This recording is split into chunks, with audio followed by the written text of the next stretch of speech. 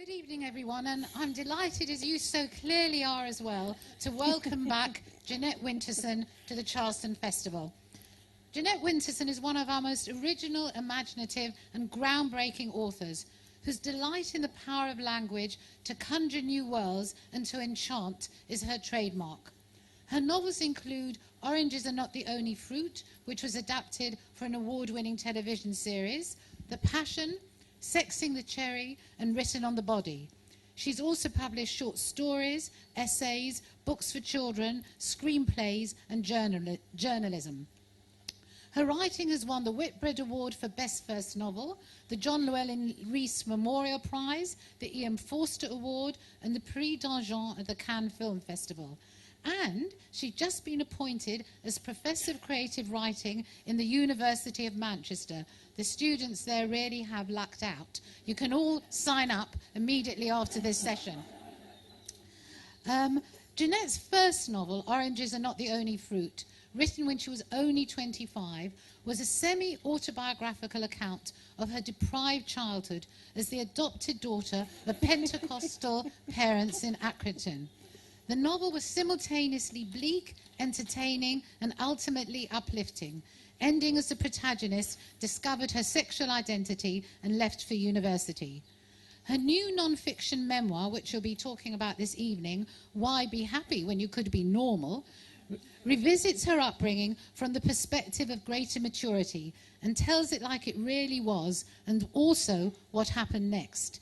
It makes it clear that her original account was relatively sanitized and that her childhood was even more traumatic than the novel had portrayed. It follows her story into adulthood and finally to the point of a reconciliation, at least of sorts, with her adoptive and birth mother, as she gains insight into their predicament as well as her own. It's told with Jeanette's customary wit and verve and style, and like the novel, is ultimately life-affirming despite its painful subject matter. Just before handing over to Jeanette, I'd like to thank our sponsors for this evening, Sussex Gardener, a very appropriate pairing, given the fact that Jeanette owns her own fruit and vegetable store in central London. Jeanette, over to you. Thank you very much.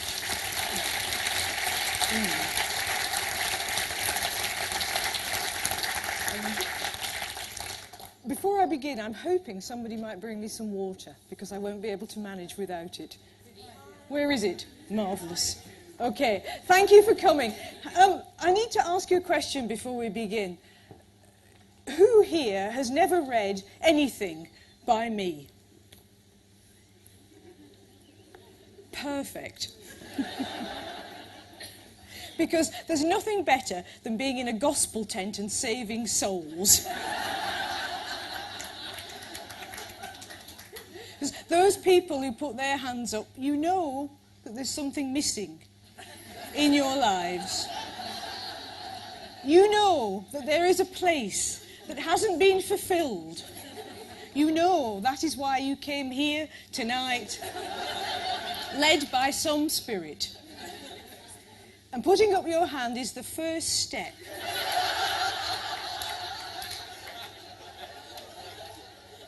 And I promise you that for a very modest payment, I think it's $12.99, that hole can be filled. I'm going to read to you a little bit tonight from Why Be Happy When You Could Be Normal. But I want to begin really just talking about why we are all here tonight. I've just been walking around this lovely house at Charleston, as I do whenever I come here, and thinking about the life of the mind. And I've just been discussing with Wendy, the curator who looks after this place so well, what it was like to be here. And thinking about how after the First World War, well, within the First World War, Maynard Keynes was saying we must buy pictures for the nation. It was important to do so. And thinking about after the Second World War, when Glyndebourne, of all the crazy places, suddenly thought, well, the war's over, what should we do? Let's put on a really difficult opera. Let's commission somebody nobody's ever heard of. I know, Benjamin Britten. And we'll do something which will bring people in and remind them what we were fighting for, which wasn't about material prosperity, which wasn't about money. It was about civilization. Now, that word that we don't really use anymore. assuming that human beings are more than materialism, that we are more than the things that we can buy and sell, the getting and spending, as Wordsworth put it, that life does have an inside as well as an outside, and that we are not like other creatures, that we need to reflect, that we need to find a place for our soul, that we need not to be ashamed of saying that we have a soul. And it's that that brings us here tonight, I think, because we want to be together in this place, sharing something which is both intimate, personal, and also collective, and knowing that life is more than really can be measured by GDP or any of the other ridiculous factors that we're told is how we should understand our lives. So I'm glad that you're here, I'm glad that I'm here, and I hope that you will be with me as we read a little bit from this memoir. And chapter 1 is appropriately entitled The Wrong Crib. When my mother was angry with me, which was often, she said, "The devil led us to the wrong crib." And the image of Satan taking time off from the Cold War and McCarthyism to visit Manchester, 1960, purpose of visit to deceive Mrs. Winterson, has a flamboyant theatricality to it. My mother was a flamboyant depressive, a woman who kept a revolver in the duster drawer and the bullets in a tin of pledge. A woman who stayed up all night baking cakes to avoid sleeping in the same bed as my father. A woman with a prolapse, a thyroid condition, an enlarged heart, an ulcerated leg that never healed, and 2 sets of false teeth. Matte for every day, and a pearl eye set for best. You're just jealous. That woman's jealous.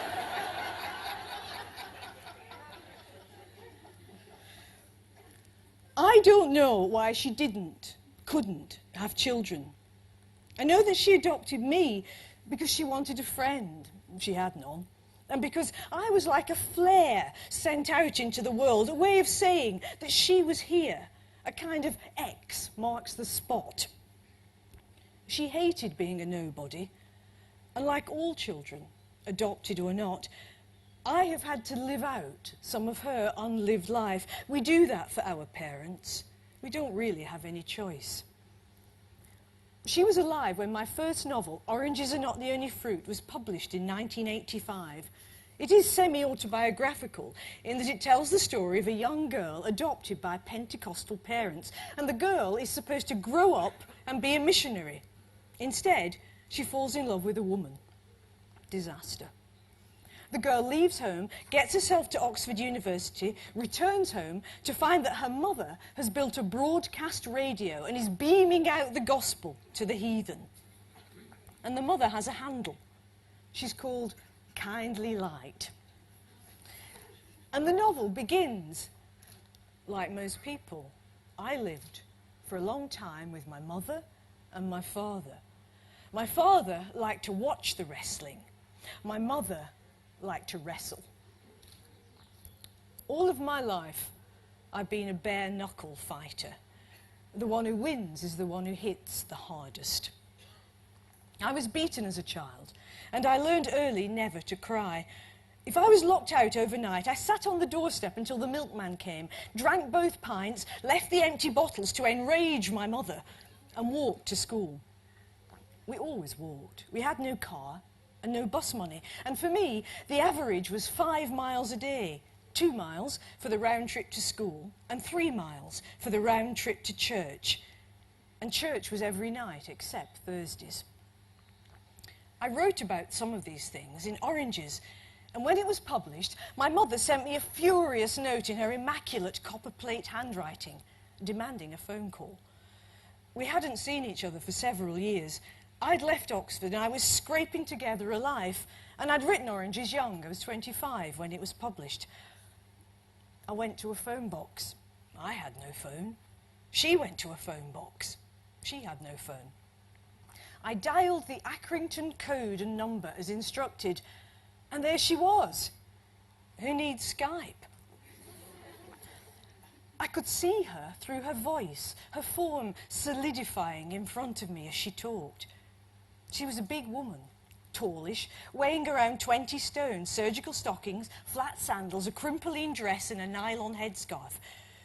She would have done her face powder, keep yourself nice, but not her lipstick fast and loose.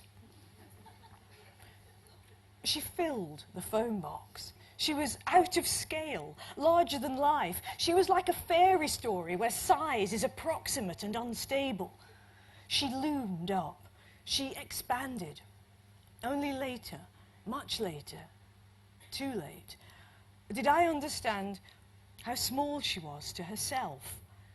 The baby nobody picked up, the uncarried child still inside her. But that day, she was borne up on the shoulders of her own outrage, and she said, "It's the first time I've had to order a book in a false name."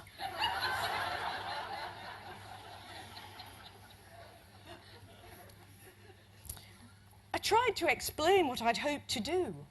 I am an ambitious writer. I don't see the point of being anything. No, not anything at all if you have no ambition for it. And 1985 wasn't the day of the memoir, and in any case, I wasn't writing one. I was trying to get away from the received idea that women always write about experience, the compass of what we know, while men write wide and bold, the big canvas, the experiment with form. And Henry James misunderstood Jane Austen when she said that she wrote on 4 inches of ivory, the tiny, observant minutiae.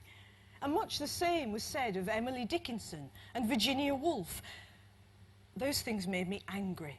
And in any case, why could there not be experience and experiment? Why could there not be the observed and the imagined? Why should a woman be limited by anything or anybody?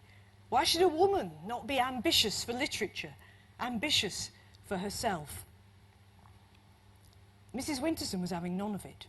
She knew full well that writers were sex-crazed bohemians who broke the rules and never went out to work. And books had been forbidden in our house. And so, for me to have written one, and had it published, and had it win a prize, and be standing in a phone box giving her a lecture on literature, a polemic on feminism, beep, beep, beep, beep, beep, beep. The pips. More money in the slot. And I'm thinking, as her voice goes in and out like the sea, why aren't you proud of me? The pips. More money in the slot. And I'm locked out, and I'm sitting on the doorstep again. It's really cold. I've got a newspaper under my bum, and I'm huddled in my duffel coat. A woman comes by. I know her. She gives me a bag of chips. She knows what my mother's like. Inside our house, the light's on. Dad's on the night shift, so she can go to bed, but she won't sleep. She'll read the Bible all night. And when Dad comes home, he'll let me in. And he'll say nothing. And she'll say nothing. And we'll act like it's normal to leave your kid outside all night, and normal never to sleep with your husband, and normal to have 2 sets of false teeth and a revolver in the duster drawer. We're still on the phone in our phone boxes. She tells me that my success is from the devil, keeper of the wrong crib.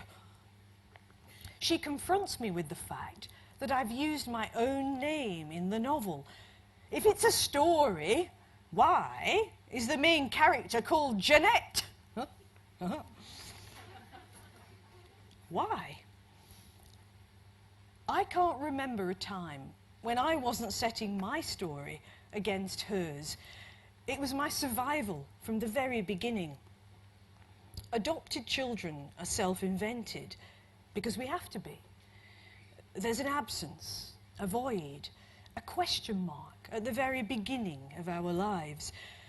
A crucial part of our story is gone.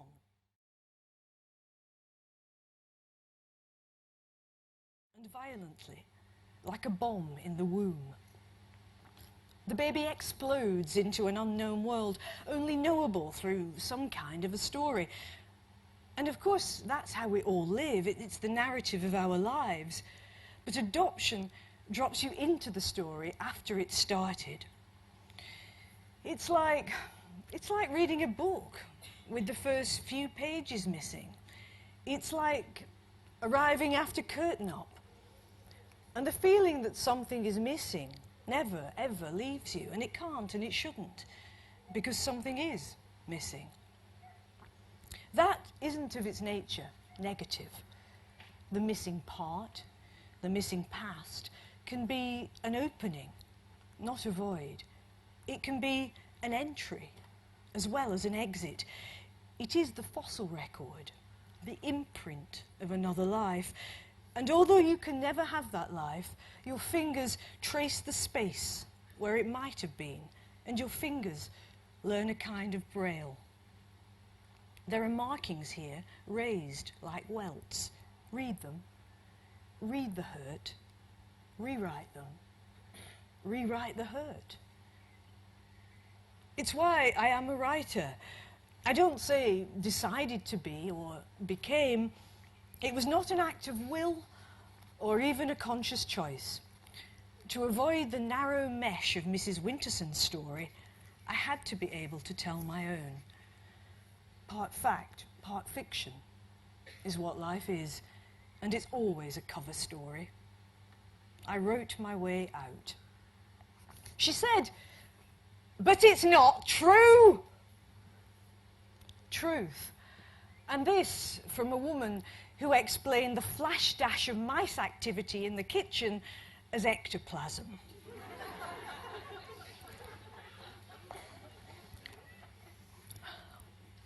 There was a terraced house in Accrington, in Lancashire, and we called those houses 2 up, 2 down. 2 rooms downstairs, 2 rooms upstairs. And 3 of us lived together in that house for 16 years. I told my version, faithful and invented, accurate and misremembered, shuffled in time. I told myself as a hero, like any shipwreck story, and it was a shipwreck, and me thrown on the coastline of humankind and finding it not altogether human and rarely kind. And I suppose that the saddest thing for me, thinking about the cover version that is Oranges, is that I wrote a story I could live with. The other one was too painful. I could not survive it. I am often asked in a tick box kind of a way what is true and what is not true. In Oranges, did I work in a funeral parlour? Did I drive an ice cream van? Did we have a gospel tent? Yeah, we did. Did Mrs. Winterson build her own CB radio? Did she really stun tomcats with a catapult? I can't answer these questions. I can say that there is a character in Oranges called Testifying Elsie, who looks after the little Jeanette and acts as a soft wall against the hurtling force of mother. I wrote her in because I couldn't bear to leave her out. I wrote her in because I really wished it had been that way. When you are a solitary child, you find an imaginary friend. There was no Elsie. There was no one like Elsie. Things were much lonelier than that. I spent most of my school years sitting on the railings outside the school gates in the breaks. I was not a popular or a likeable child, too spiky, too angry, too intense, too odd. And the church-going didn't encourage school friends, and school situations always pick out the misfit, although embroidering "The summer is ended and we are not yet saved" on my gym bag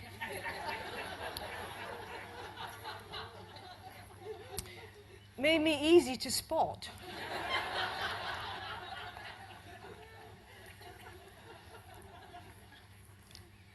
You can try that at home. Adoption is outside. You act out what it feels like to be the one who doesn't belong, and you act it out by trying to do to others what has been done to you. It is impossible to believe that anyone loves you for yourself. I never believed that my parents loved me, I tried to love them, but it didn't work.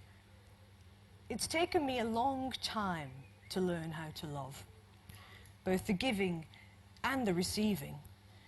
I've written about love obsessively, forensically, and I knew it as the highest value. I loved God, of course, in the early days, and God loved me, and that was something. And I loved animals and nature and poetry. But people were the problem. How do you love another person? How do you trust another person to love you? I had no idea. I thought that love was loss. Why is the measure of love loss? That's the opening line of a novel of mine written on the body. I was stalking love, trapping love, losing love, longing for love. Truth for anybody is a very complex thing.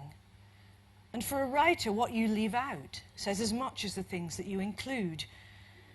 Mrs. Winterson objected to what I had put in, but it seemed to me that what I had left out was the story's silent twin.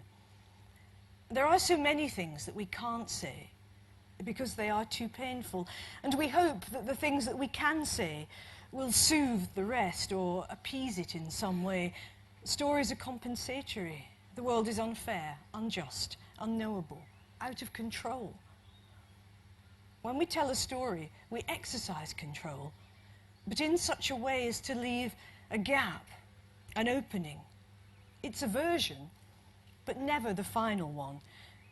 And perhaps we hope that the silences will be heard by somebody else, and the story can continue, can be retold. When we write, we offer the silence as much as the story. Words are the part of silence that can be spoken. I believe in fiction and in the power of stories, because that way we speak in tongues. We are not silenced. All of us, when in deep trauma, we find that we hesitate, we stammer. There are long pauses in our speech. The thing is stuck. We get our language back through the language of others. We can turn to the poem. We can open the book. Somebody has been there for us and deep dived the words. I needed words because unhappy families are conspiracies of silence. The one who breaks the silence is never forgiven. He or she has to learn to forgive him or herself. God is forgiveness, or so that particular story goes, but in our house, God was Old Testament, and there was no forgiveness without a great deal of sacrifice. Mrs. Winterson was unhappy, and we had to be unhappy with her. She was waiting for the apocalypse. Her favourite song was "God Has Blotted Them Out," which was meant to be about sins, but really was about anyone who had ever annoyed her, which was everybody. She just didn't like anyone, and she didn't like life. Life was a burden to be carried as far as the grave and then dumped. Life was a veil of tears. Life was a pre-death experience. It's good, that, isn't it? I thought of that myself.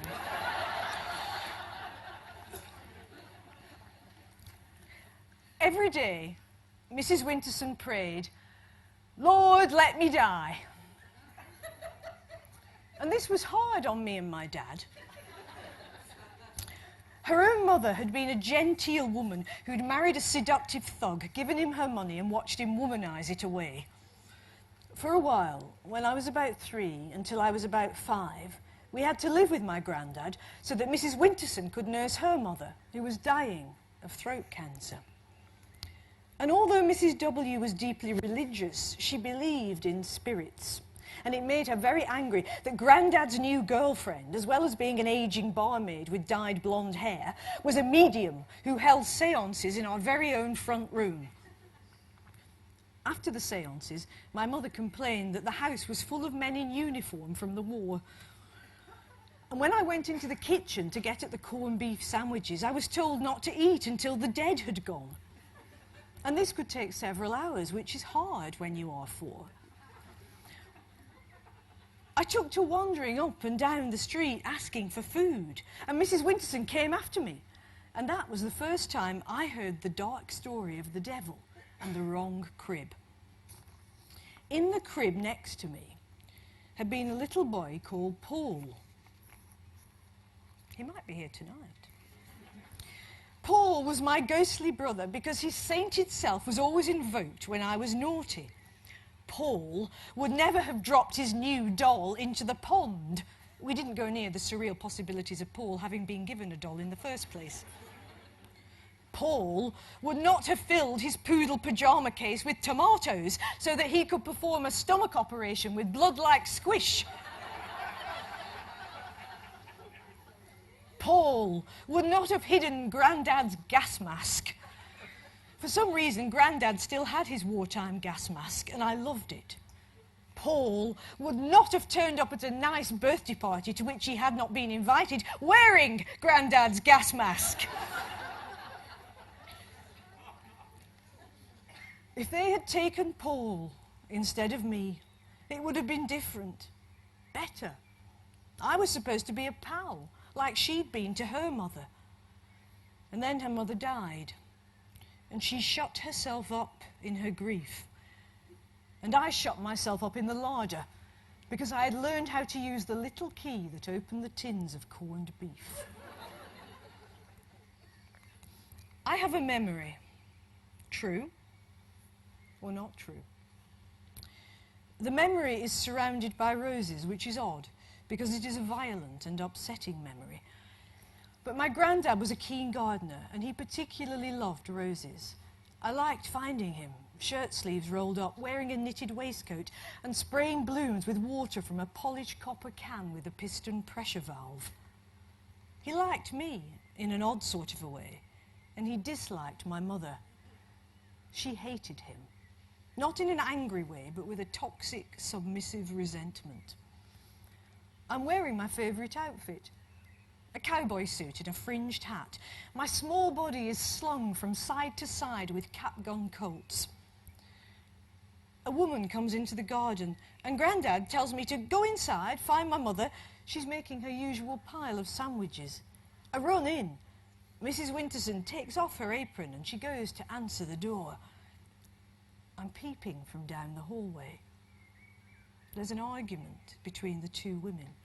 A terrible argument. I can't understand. Something fierce and frightening, like animal fear. Mrs. Winterson slams the door and leans on it for a second. I creep out of my peeping place. She turns round. There I am, in my cowboy outfit. Was that my mom? Mrs. Winterson hits me, and the blow knocks me back, and then she runs upstairs. I go out into the garden. Grandad's spraying the roses. He ignores me. There is nobody there. That's the first chapter.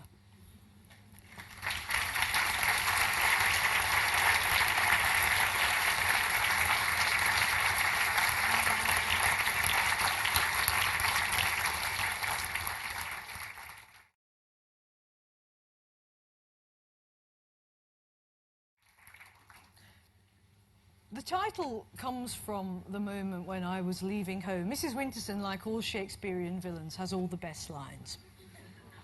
And what had happened to me was, being very enthusiastic in the church and successful in the gospel tent, I had fallen in love with another girl. I don't know how it would have turned out. You know, these things happen. Anyway, round one was have an exorcism and see if that will get rid of the problem. But it didn't. And then round two, Mrs. Winterson said to me, well, you have to choose. Either you're going to have to leave home or you'll have to give up the girl. So what would you do? Exactly. We're of one mind. I see that tonight. So I didn't know where I was going to go. I had nowhere to go. And I packed my bag and I was leaving the house. And she called me back and she said, Jeanette, will you just tell me why you're doing this? And I said, I can't tell you why, but it makes me happy. And she was silent for a minute, which was unusual. And I thought perhaps we'd talk, that for once we wouldn't be on either side of the glass partition where we'd spent all of our lives. And then she called me back as I went down the hall and she said, "Jeanette, why be happy when you could be normal?" She was a violent philosopher. But it was a good question to leave on, wasn't it? Because I spent the rest of my life, really, until I was about 50, thinking about the happy, normal, normal, happy, and wondering if it was a true opposition, if it was a genuine binary, if she just made it up. You know, if you were happy, would you be normal? And if you were normal, would you be unhappy? How could this possibly work? So it was something to exit on. And I did. And then I went forward into life. And there are some very handy hints in this book. I mean, that's why it's well worth the money. Because, for instance, I had to live in a Mini for a while after I left home. And this wasn't, you know, a new Mini now. It was a little old Beatles Mini, which they were very small, as you remember. And if any of you should find yourself in this situation, this is how you do it. This is how you live in a Mini. First of all, you must be orderly in order to keep your dignity. Because if you keep your dignity, you keep your sanity. And if you keep your sanity, there's a way out. So what I used to do was to read on the steering wheel. So that was my library and reading room. So prop the book on the steering wheel. And to eat, I would eat in the passenger seat. But in order to do this, I'd open the door, get out and go around and open the other door. Because that way I felt, well, I've got two doors. You know, it felt like space.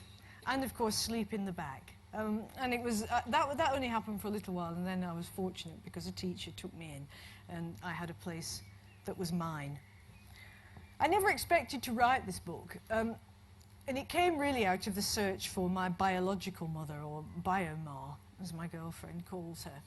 And I never expected to look for her either. You know, I thought that one set of crazy parents was quite enough, and that another set would really be indulgence.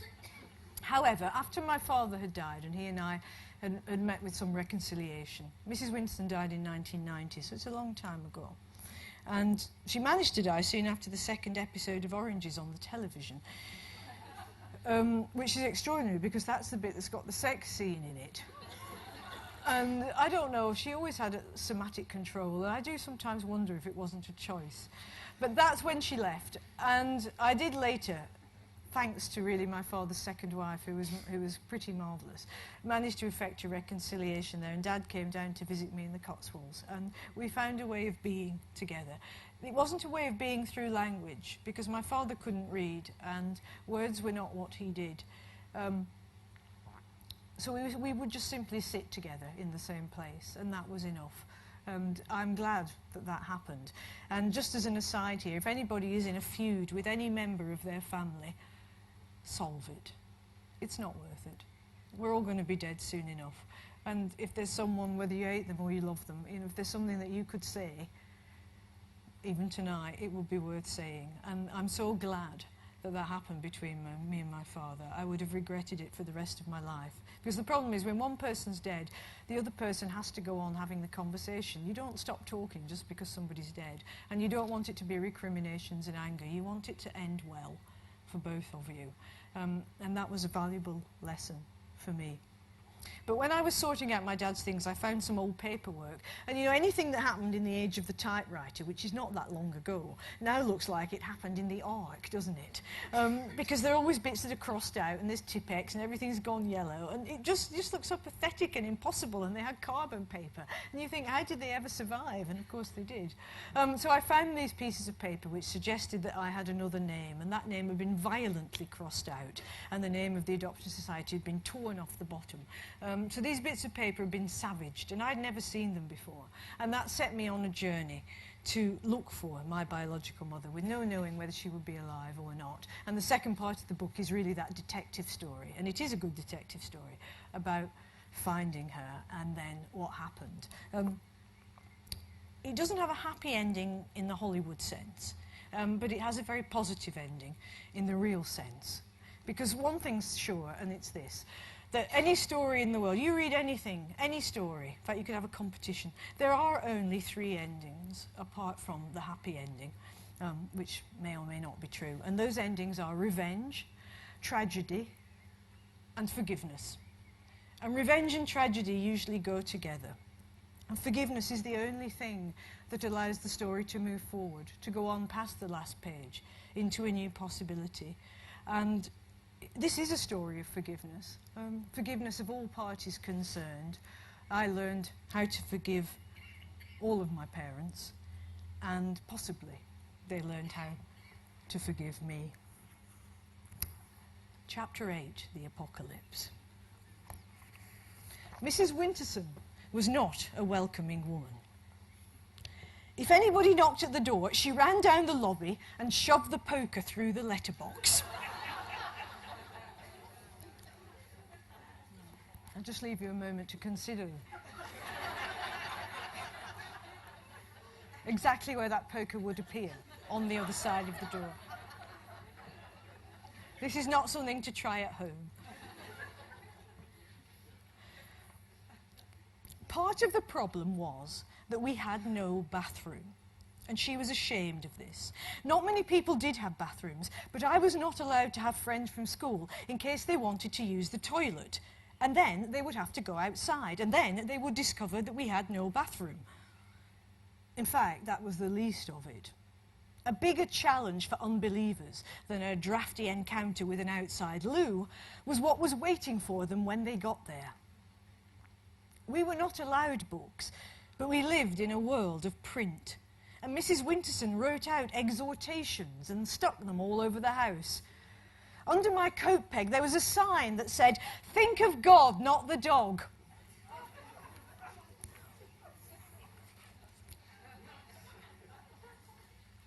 And over the gas oven on a loaf wrapper it said, "Man shall not live by bread alone."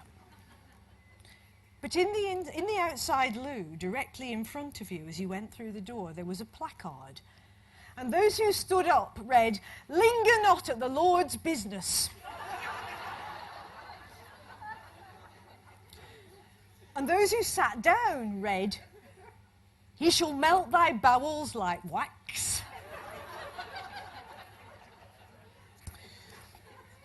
Yes, that's from the book of Deuteronomy, in case you're not familiar with your Bible. This was wishful thinking. My mother was having trouble with her bowels. It was something to do with that loaf of white slice that we couldn't live by.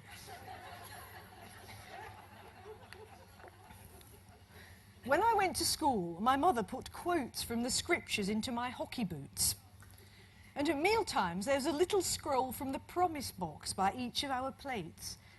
A promise box is a box with Bible text rolled up in it, like the jokes that you get in Christmas crackers, but serious.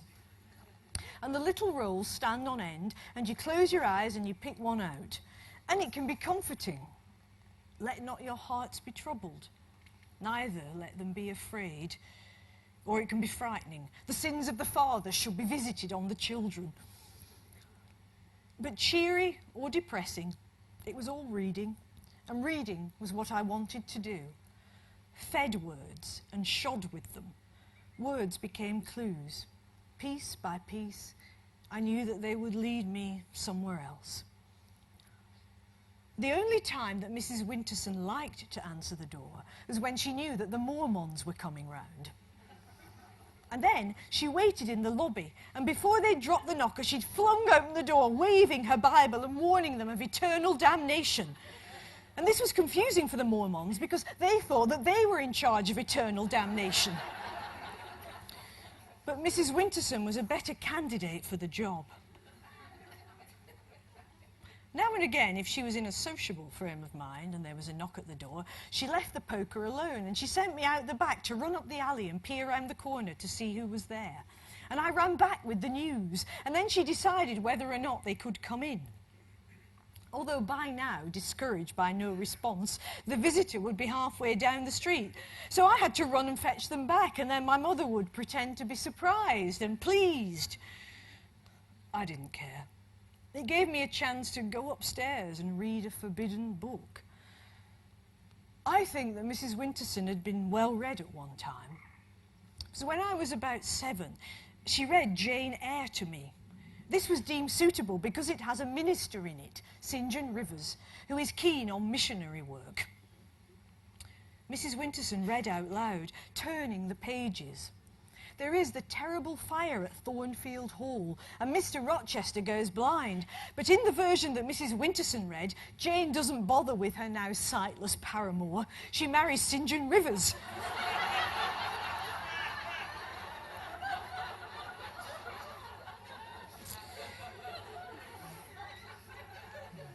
And they go off together to work in the mission field.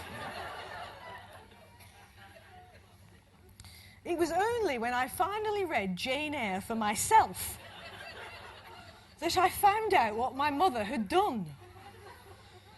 And she did it so well, turning the pages and inventing the text extempore in the style of Charlotte Bronte. The book disappeared as I got older. Perhaps she didn't want me to read it for myself. I assumed that she hid books the way she hid everything, including her heart. But our house was small, and I searched it. Were we endlessly ransacking the house, the two of us, looking for evidence of each other? I think we were. She, because I was fatally unknown to her, and she was afraid of me. Me, because I had no idea what was missing, but felt the missingness of the missing. We circled each other, wary, abandoned, full of longing. We came close, but not close enough. And then we pushed each other away forever. I did find a book, but I wish I hadn't. It was hidden in the tall boy under a pile of flannels. And it was a 1950s sex manual called How to Please Your Husband. This terrifying tome might have explained why Mrs. Winterson didn't have children. It had black and white diagrams and lists and tips, and most of the positions looked like adverts for a children's game of physical torment called Twister. As I pondered the horrors of heterosexuality,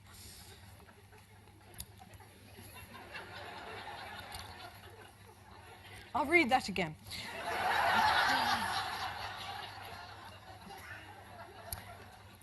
As I pondered the horrors of heterosexuality, I realised that I need not feel sorry for either of my parents. My mother hadn't read it. Well, perhaps she'd opened it once and realised the extent of the task and put it away. The book was flat, pristine, intact. So whatever my father had had to do without, and I really don't think they ever had sex, he hadn't had to spend his nights with Mrs. W, one hand on his penis, the other holding the manual while she followed the instructions.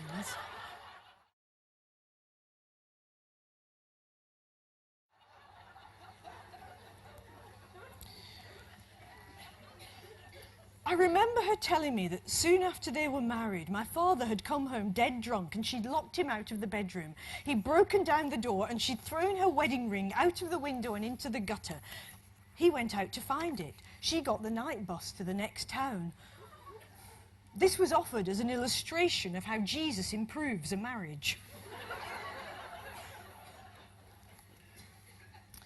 The only sex education that my mother ever gave me was the injunction, never let a boy touch you down there. I had no idea what she meant. She seemed to be pointing to my knees.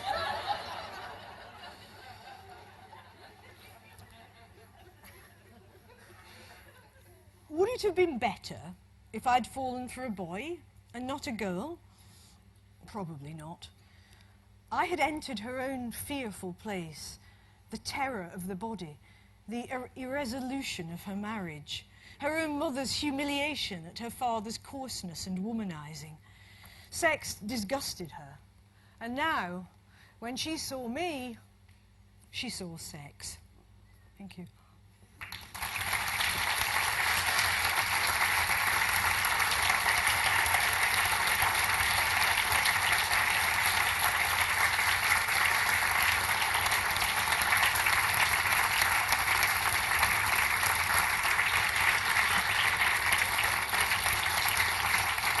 Oh, thank you. Thank you. There's lots more in there, but you can read it yourself. You can read it to each other. All of the stories are in there. All of my life, I've tried to work against the clock and the calendar, against the chronology, because I don't believe that we remember like that, and I don't believe that we live our lives in that way. We need the diary, we need the 24/7 events, but underneath that, things are rather different. And our psychic processes, our unconscious processes, are indifferent to the clock and the calendar. And one of the strange things about getting older is that you find increasingly that events separated in time by many years lie side by side in memory, as though the one triggers the other. And it doesn't matter that these things can be 5, 10, 20 years apart. They belong together, and that is how we remember. And I think one of the liberating things about literature is that it allows us to reflect and to remember in a way that is true to our own psychic and unconscious processes, so that we're not simply caught on some linear track, but rather we can move around time or experience time as a totality, rather than something that we're rushing through in a frightening way towards the end, a beginning and a middle and an end. And E.M. Forster, who came here very often, always lamented that a beginning and a middle and an end was a proper way to tell a story. And indeed, I have always had difficulty with that method. So the book weaves in and out of time, it goes back and forth, but I think you'll find it satisfying in that it will reflect to you some of your own processes, some of your own memories. At least I hope so. Mrs. Winterson was an eccentric, operatic, larger-than-life character, but I think she made me what I am. And one of the strange things that I discovered on the search for Biomar was when I thought about, well, would I have, if I could have had it differently, would I have had it differently? I realised that the answer was no, that no matter how crazy and bizarre my own childhood, it had allowed me to be me, and that I had found the books, the stories, the language, and that for me that was everything, and that I wouldn't want to change it at all. Mrs. Winterson, of course, objected to text because I think she was well read, and one of her favourite lines was, "The trouble with a book," to rhyme with spook, "the trouble with a book is that you never know what's in it till it's too late."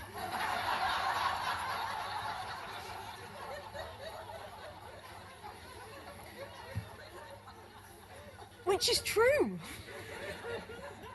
But I used to wonder, I just think, too late for what? And I spent most of my time down in the Accrington Public Library, because it was, in those days, libraries were marvellous places. They actually had books in them, which is unusual now. They have computer terminals. And this had been built in 1907 with Carnegie money. And it was one of these old-fashioned stone buildings where you were allowed to go to better yourself, when actually it was thought a good thing to better yourself.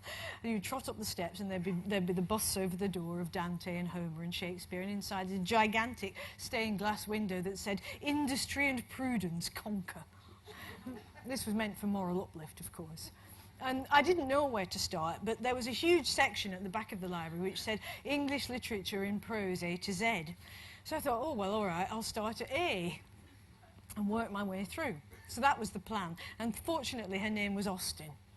And then you get the Brontes and Dickens and Eliot. So, you know, you really are quite cheered up at the beginning. Spurred along. And nothing went wrong for me, really, until I got to N, and then I hit Nabokov. And I think that might have been the beginning of my feminism. And by the time I got to Oxford, I hadn't got as far as W, so I knew nothing about Virginia Woolf. I didn't even know who she was.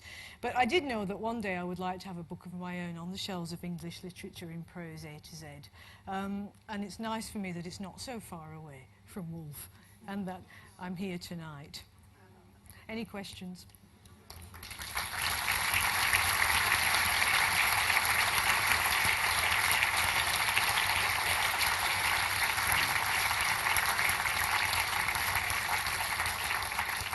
Otherwise, I might have to sing God Has Blotted Them Out. Well, actually, I just did it, actually, at the Sydney Opera House. It was humiliating. I was in Deborah Voigt's dressing room, and then I had to go on stage and sing God Has Blotted Them Out in the Sydney Opera House. You know, really, you do learn your limitations pretty quickly at that moment. There was a question, yeah. There's a useful person with a microphone. Jeanette, thank you so much. Thank you. You had a horrible home life, but you must have gone to a wonderful school, I think.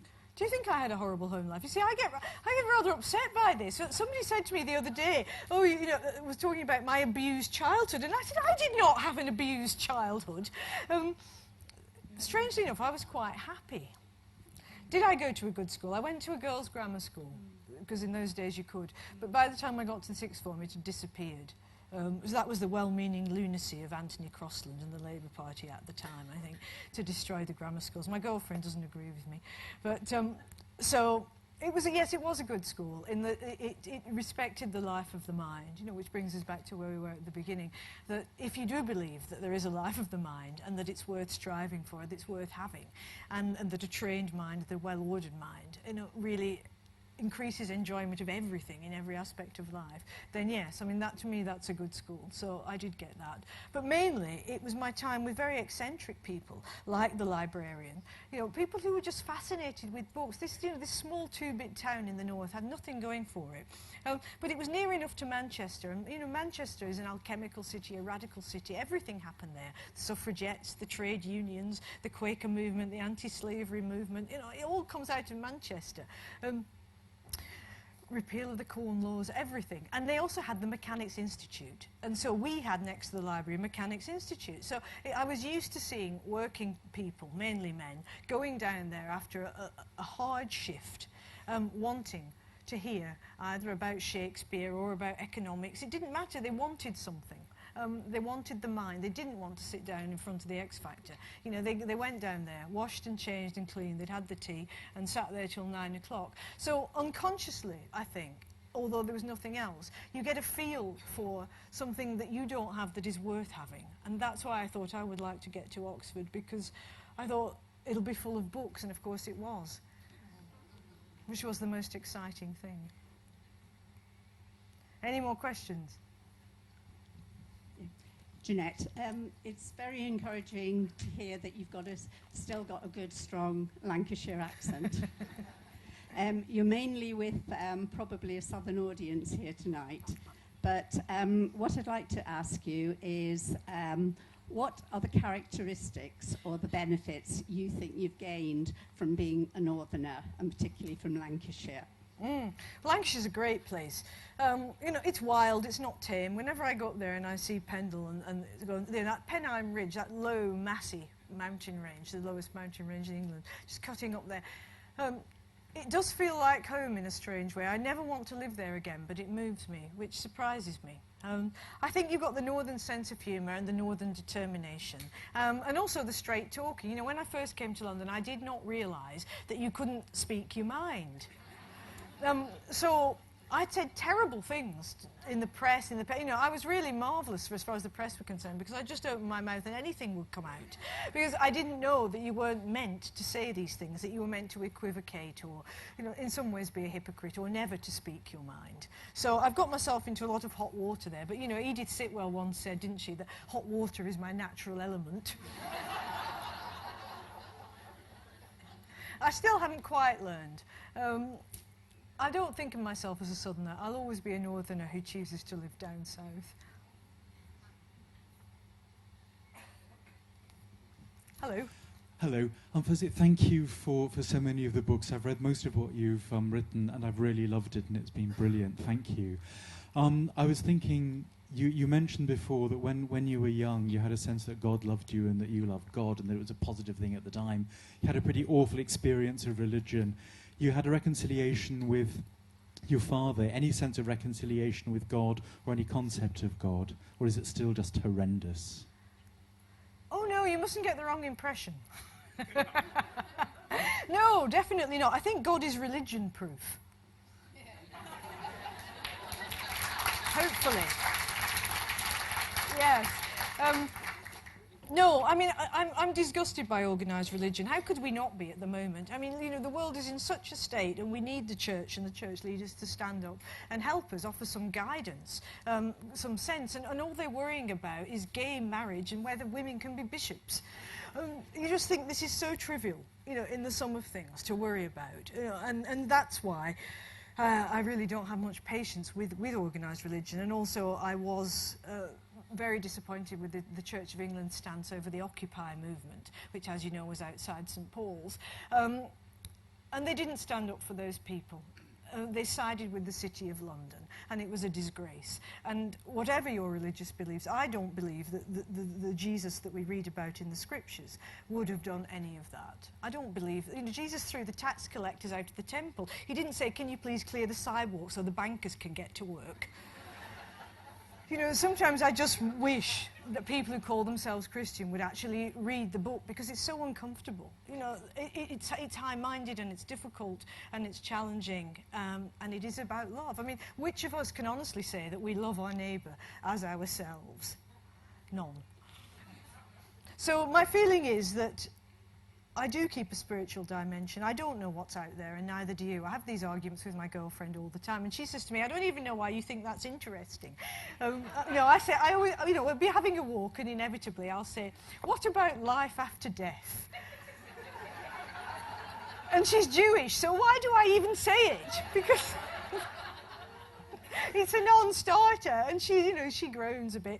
But then the way I see it is that in that split second after death, one of us is going to say, oh, shit.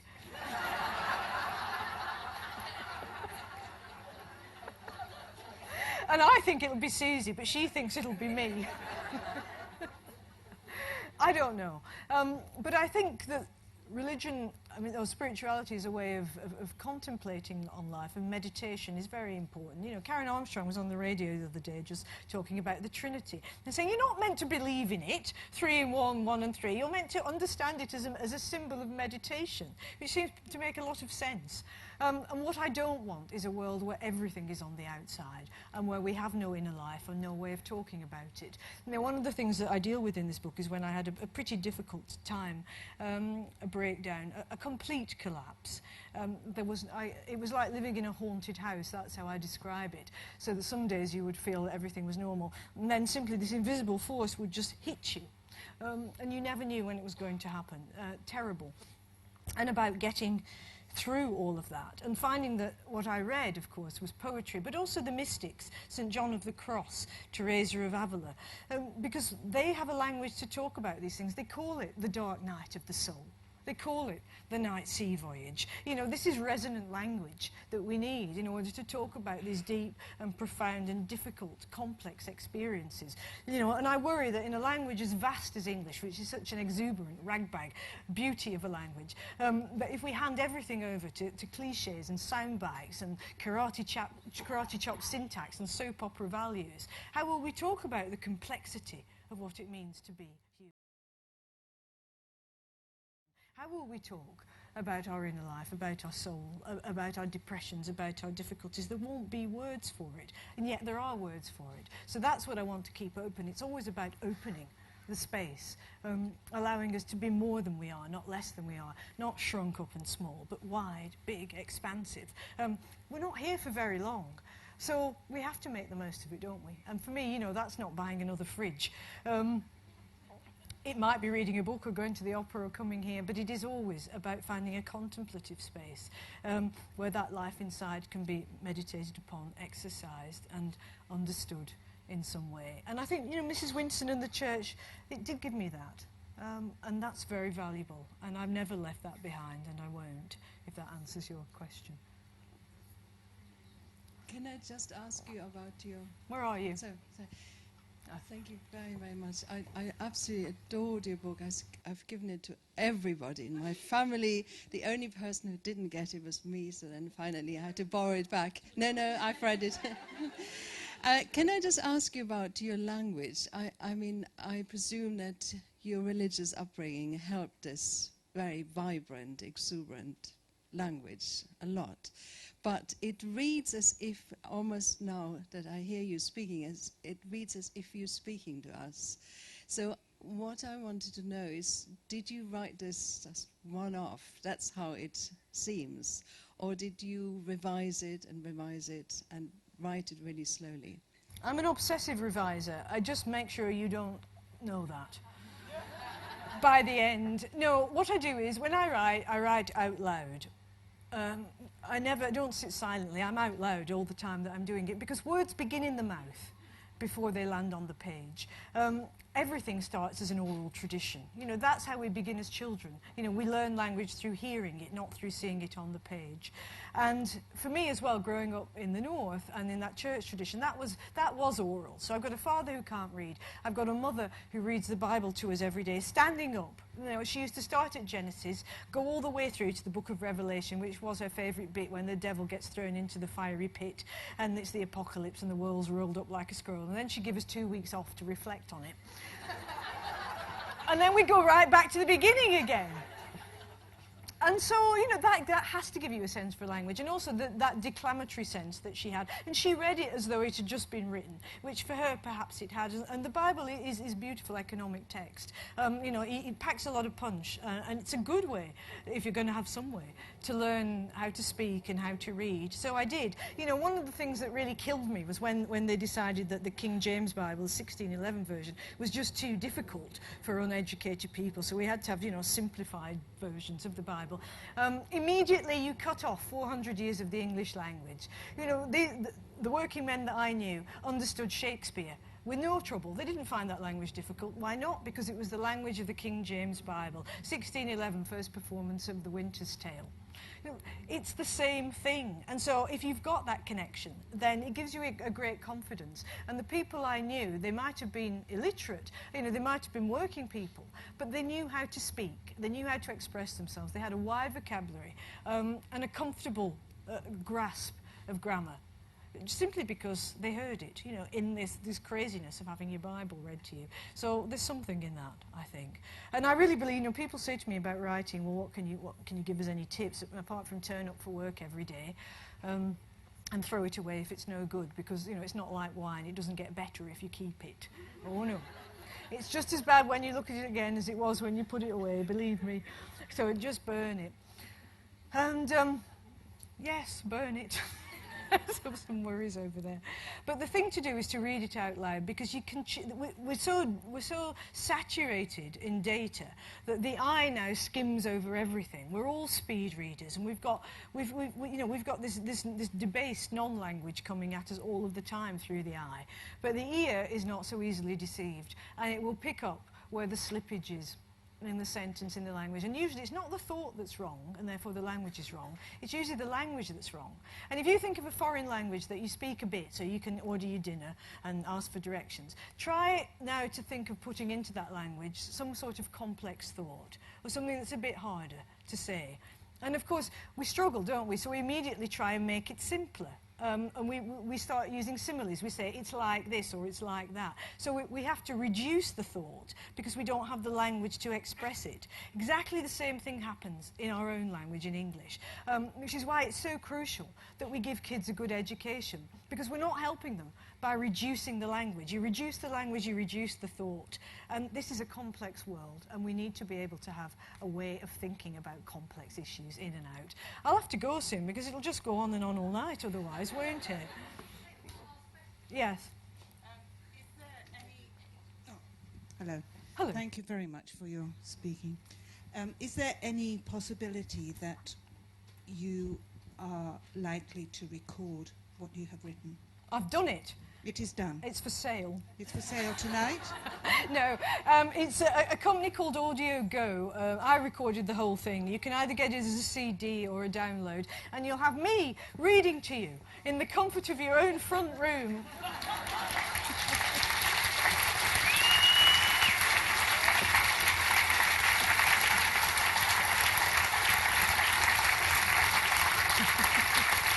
Thank you very much.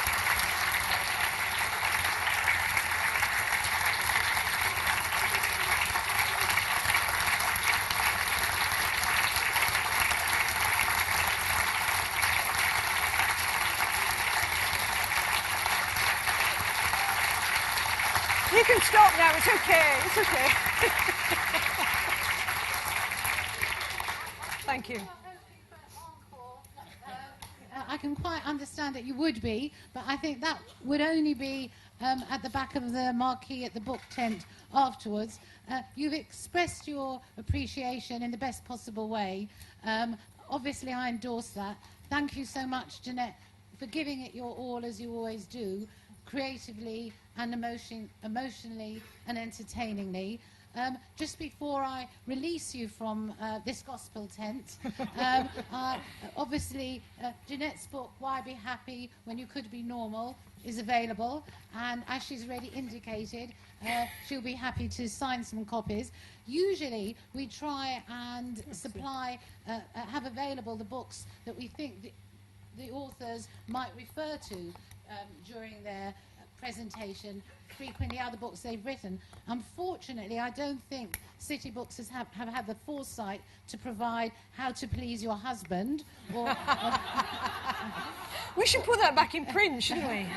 or even How to Survive in a Mini, but you'll find plenty of advice about how to survive in a mini in the book. Thank you very much, Jeanette. Thank you. Thanks. Put this way. Thank you.